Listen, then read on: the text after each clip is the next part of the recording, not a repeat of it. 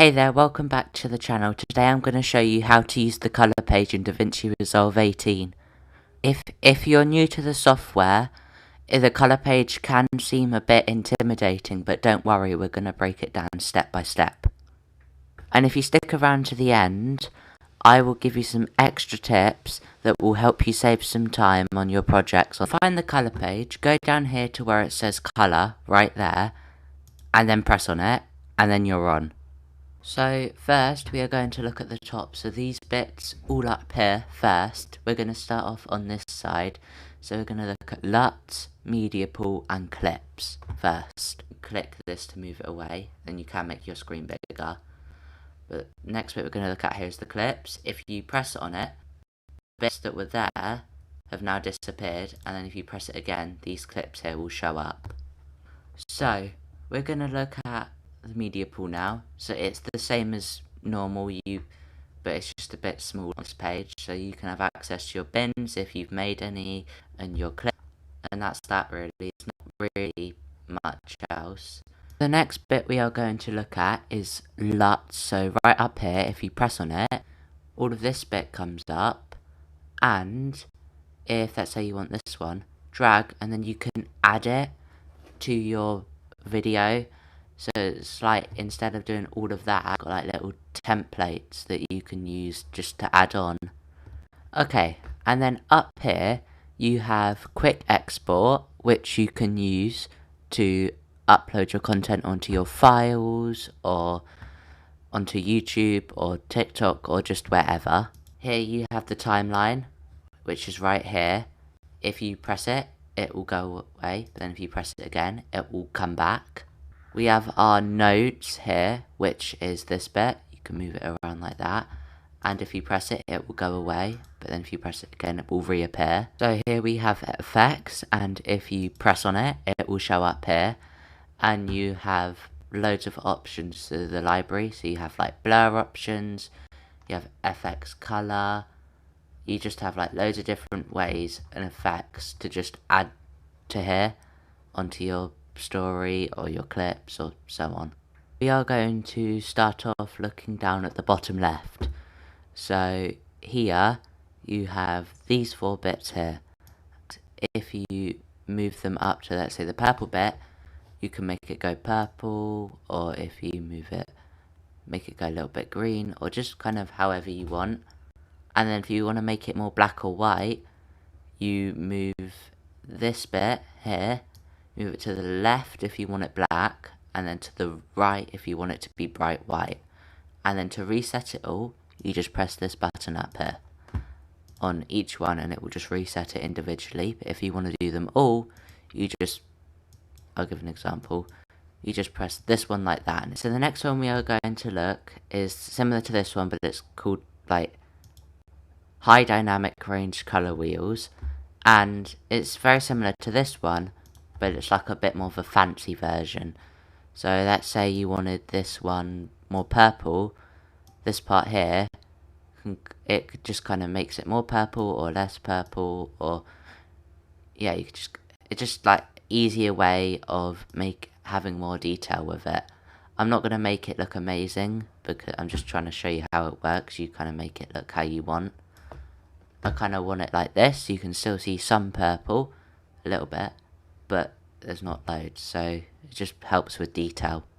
And to reset it, you press this, but then if you have multiple that you want to reset, just press that one and it. So the next one is called RGB Mixer, and this is what it looks like. And if you move it down, it could I'm not really sure about much of it myself, but you just kind of move it around and get it to how you want.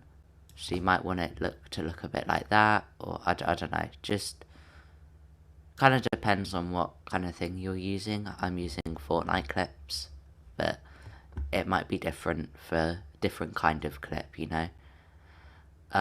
But yeah, you just do it how you want. You could do it like this, so where you hold on to here and move right or left, either way. And to reset, you press this one, but then if you move multiple, you press this one to reset all of them.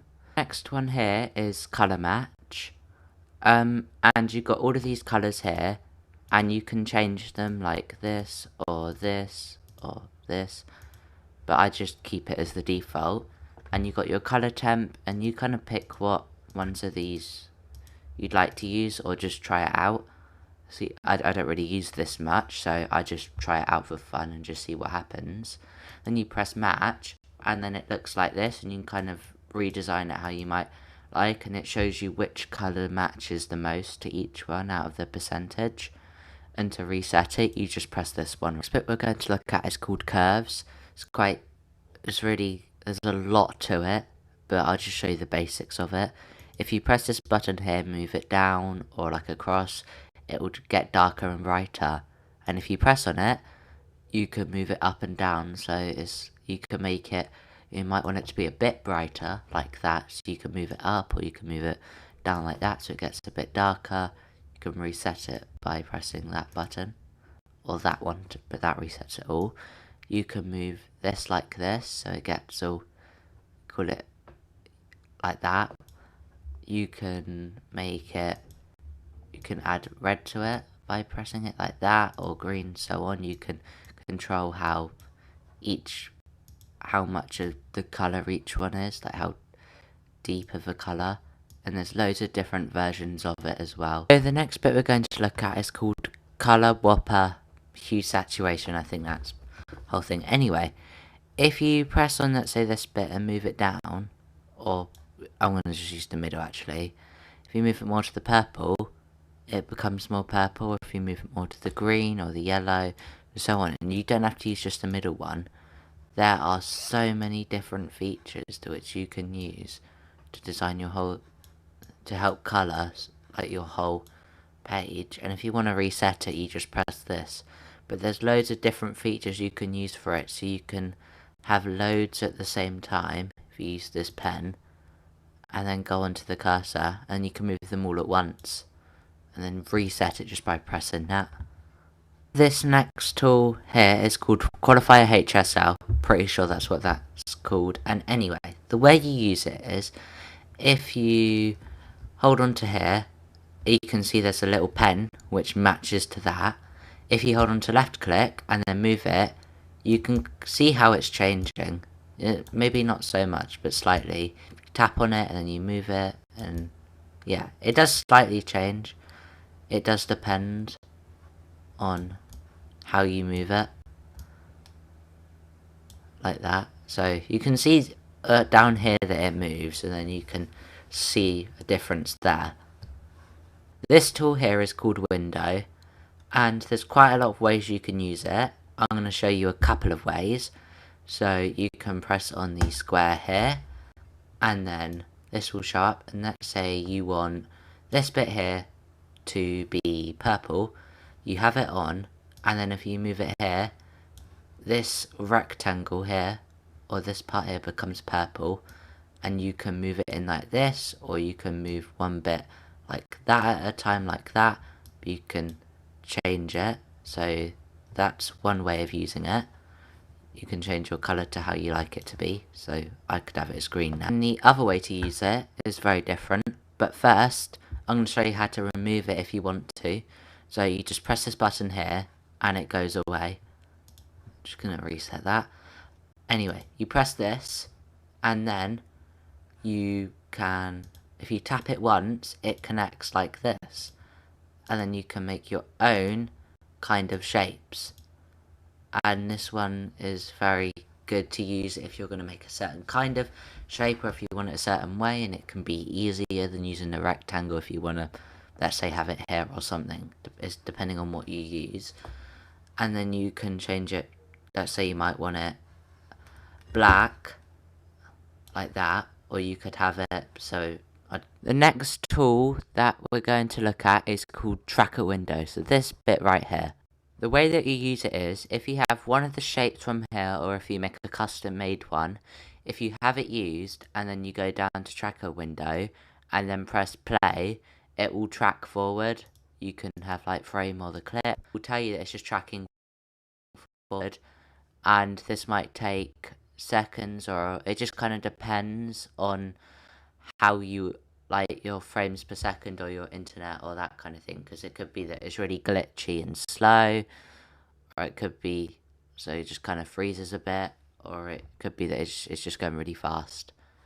The next bit we are going to look at is called blur, and I've got my clip up here, and if you just move it up and down, you can see that if you move it up, it gets more blurry. If you have it in the middle, it becomes like less blurry, so kind of default. That's not really middle, that is. And then if you scroll it down, it looks like that, so it's kind of blurry, not really. The middle, if you reset it by pressing that, it's like the default one, so how your clip usually is. And then there's another version, so like that, just like a lighter one, or at least from how I'm using it. And to reset it, you can either press this if you're moving it like that, or if you have all of them or both or 2 or 3, whatever, you just press that to reset all. Next bit we're going to look at here is called scopes, and it's so it's got the colours here, so like red, blue and green.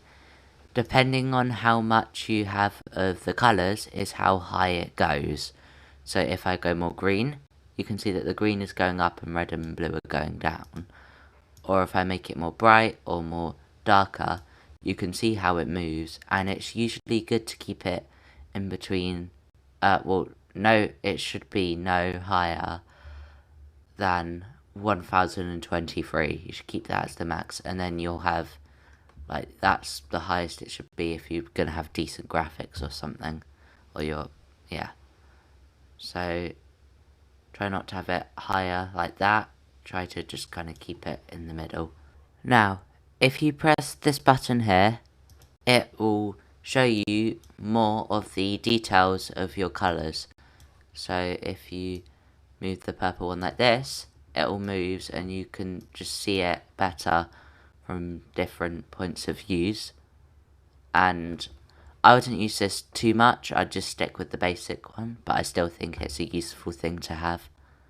Let's say if you have a clip that like this and you really like it and you want to duplicate it onto this clip right here, so this one, you got the graphics on here but you also want it on here as well.